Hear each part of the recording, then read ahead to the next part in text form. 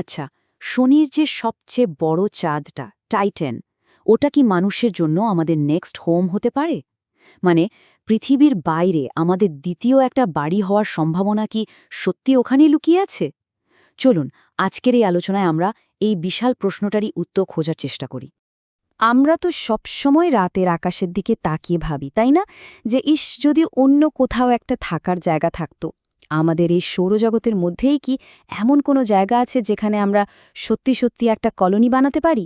মঙ্গলের কথা তো আমরা প্রায়ই শুনি, কিন্তু এর থেকেও ইন্টারেস্টিং একটা অপশন হয়তো আমাদের জন্য অপেক্ষা করছে। তো পরিচয় করিয়ে দিই টাইটানের সাথে। শনির এই বিশাল চাঁদটা আক্ষরিক অর্থে আমাদের সৌরজগতের সবচেয়ে পৃথিবী সদৃশ একটা জায়গা। ব্যাপারটা হচ্ছে, এর একটা ঘন অ্যাটমসফিয়ার আছে, আর এর উপরে রীতিমতো তরল পদার্থের সাগর, লেক এসবও আছে। ঠিক এই কারণগুলোই টাইটানকে অন্য সবার থেকে একদম আলাদা আর স্পেশাল করে তুলেছে। তো কেন টাইটানকে নিয়ে এত কথা হচ্ছে, কেন একে আমাদের ফিউচার হোম বলা হচ্ছে, চলুন এর পেছনের কারণগুলো একটু জেনে নিই। শুনলে আপনিও হয়তো অবাক হবেন। এই কথাটা কিন্তু কোনো সাধারণ মানুষের না, বলেছেন অ্যারোস্পেস ইঞ্জিনিয়ার রবার্ট জিউব্রেন।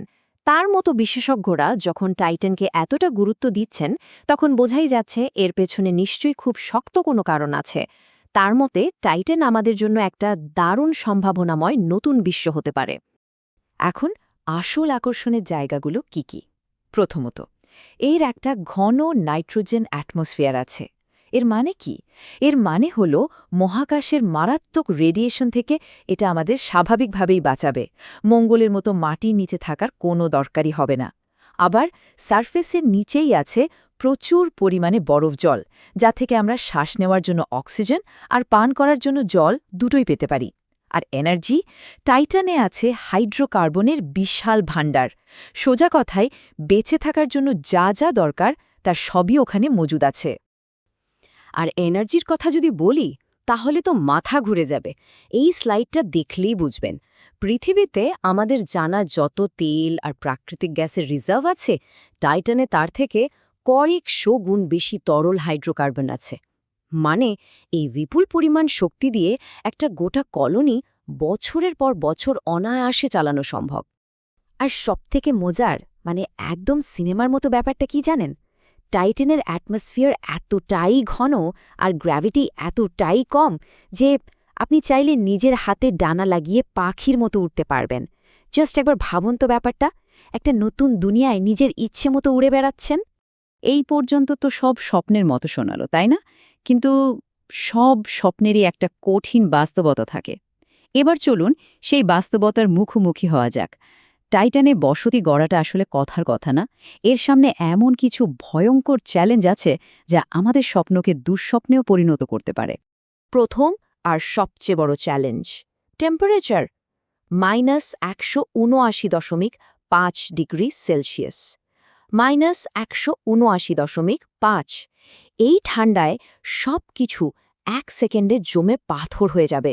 মানে পৃথিবীতে আজ পর্যন্ত রেকর্ড করা সবচেয়ে কম তাপমাত্রার থেকেও এটা অনেক অনেক বেশি ঠান্ডা।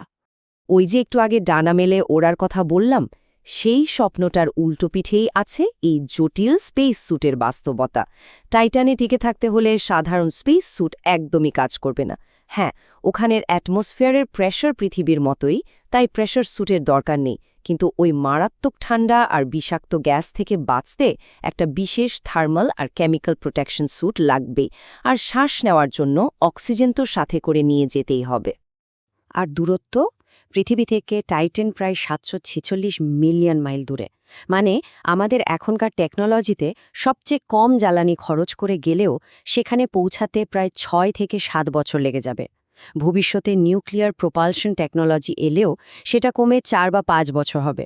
ভাবুন, এত লম্বা একটা জার্নি নভোচারীদের জন্য শারীরিক আর মানসিকভাবে কতটা কঠিন হবে। আচ্ছা, আমরা তো শুনলাম যে টাইটানের অ্যাটমসফিয়ারটা ঘন, এর প্রায় ৯৭%ই নাইট্রোজেন, যেটা আমাদের পৃথিবীর মতোই। কিন্তু আসল বিপদটা লুকিয়ে আছে বাকি অংশে। এতে আছে মিথেন আর হাইড্রোজেন, দুটোই ভীষণ দাহ্য। আর তার সাথে অল্প পরিমাণে হলেও আছে হাইড্রোজেন সায়ানাইডের মতো মারাত্মক বিষ। সোজা কথায়, এই বায়ুমণ্ডলে শ্বাস নেওয়া তো যাবেই না, বরং এটা বেশ বিপজ্জনক। টাইটানকে নিয়ে সবচেয়ে বড় যে আশাটা ছিল সেটা হলো এর মাটির নিচের বিশাল সমুদ্র। ভাবা হতো এখানে হয়তো প্রাণ থাকতে পারে, কিন্তু একদম রিসেন্ট কিছু গবেষণা এই আশার গুড়ে একরকম বালি ঢেলে দিয়েছে। আপনি কি কল্পনা করতে পারেন টাইটানের বরফের নিচে যে সমুদ্রটা আছে সেটা পৃথিবীর সব সমুদ্র মেলালেও তার চেয়ে ১২ গুণ বড়। এই অসম্ভব পরিমাণ জলের কথা জেনেই বিজ্ঞানীরা প্রাণের সম্ভাবনা নিয়ে দারুণ এক্সাইটেড ছিলেন। তাহলে প্রশ্নটা হলো, এত জল থাকা সত্ত্বেও সমস্যাটা ঠিক কোথায়? কেন সেখানে প্রাণ থাকতে পারবে না? উত্তরটা একটু হতাশাজনক, আর এর মূলে আছে কার্বনের অভাব। বিজ্ঞানীরা হিসেব করে বের করেছেন যে টাইটানের সারফেস থেকে ওই বিশাল সমুদ্রে প্রতি বছর মাত্র ৭,৫০০ কেজি গ্লাইসিন পৌঁছেতে পারে। গ্লাইসিন হলো প্রাণের জন্য একটা বেসিক বিল্ডিং ব্লক, মানে অ্যামিনো অ্যাসিড। এখন ৭,৫০০ কেজি শুনতে অনেক মনে হতে পারে, কিন্তু গ্রহ বিজ্ঞানে ক্যাথারিন নিসের এই কথাটা শুনলেই ব্যাপারটা পরিষ্কার হয়ে যাবে।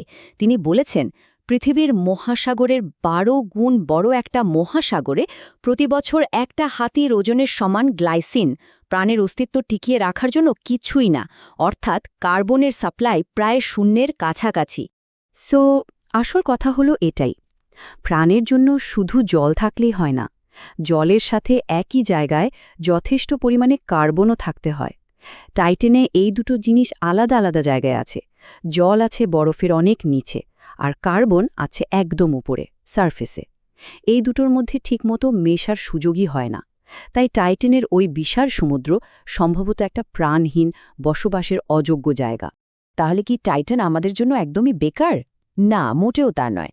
টাইটান হয়তো আমাদের থাকার জায়গা হবে না, কিন্তু এটা একটা অসাধারণ ন্যাচারাল ল্যাবরেটরি হতে পারে, যেটা মহাবিশ্বের সবচেয়ে বড় একটা রহস্যের সমাধানে আমাদের সাহায্য করতে পারে। আর এখানেই আসছে প্রিবায়োটিক কেমিস্ট্রির ব্যাপারটা। সোজা কথায় এটা হলো প্রাণের জন্ম হওয়ার ঠিক আগের মুহূর্তের রসায়ন। টাইটানের সারফেসে ঠিক এই ধরনের কেমিক্যাল রিয়াকশন অনবরত ঘটে চলেছে, যা হয়তো আমাদের বলে দিতে পারে আমাদের নিজেদের পৃথিবীতে ঠিক কিভাবে প্রাণের শুরু হয়েছিল। আর এই রহস্যের জট খুলতেই নাসা একটা অসাধারণ মিশন পাঠাচ্ছে, নাম ড্র্যাগন ফ্লাই। ২০২৮ সালে এটা লঞ্চ হবে। এটা আসলে একটা রোবোটিক ড্রোন, যেটা টাইটানের আকাশে উড়ে উড়ে বিভিন্ন জায়গা থেকে স্যাম্পল কালেক্ট করবে, বিশেষ করে সেই সব জায়গা যেখানে বরফ আর জৈব পদার্থ একসাথে মিশেছে। তো শেষ পর্যন্ত টাইটানের আসল গুরুত্বটা কি দাঁড়ালো? এটা হলো প্রাণের শুরুর আগের মুহূর্তের একটা ফ্রোজেন ছবি, একটা হিমশীতল কড়াই যেখানে প্রাণের সব উপাদান আছে কিন্তু প্রাণটাই নেই। এই পরিবেশটা স্টাডি করতে পারলেই হয়তো আমরা বুঝে যাব ঠিক কোন ম্যাজিক্যাল মুহূর্তে প্রাণহীন রাসায়নিক পদার্থ জীবন্ত হয়ে ওঠে। এই দুটো ছবির দিকে একবার তাকান। বাঁ দিকে চাঁদে আমাদের রেখে আসা পায়ের ছাপ, আমাদের অতীতের সবচেয়ে বড় অর্জন, আর ডান দিকে টাইটানের রহস্যময় পৃষ্ঠ, আমাদের ভবিষ্যতের এক দারুণ হাতছানি। চাঁদের বুকে আমরা আমাদের চিহ্ন রেখে এসেছি। টাইটানের এই অচেনা দুনিয়া কি আমাদের পরবর্তী পদচিহ্নের জন্য অপেক্ষা করছে? টাইটান হয়তো আমাদের নতুন বাড়ি হবে না, কিন্তু এটা জ্ঞানের এক নতুন দিগন্ত খুলে দিতে পারে। তাই প্রশ্নটা থেকেই যায়, এখন থেকে কয়েক দশক পরে আমরা কি টাইটানেও আমাদের ছাপ রেখে আসতে পারব? হয়তো থাকার জন্য নয়, কিন্তু জানার জন্য। উত্তরটা হয়তো ভবিষ্যতই বলতে পারবে।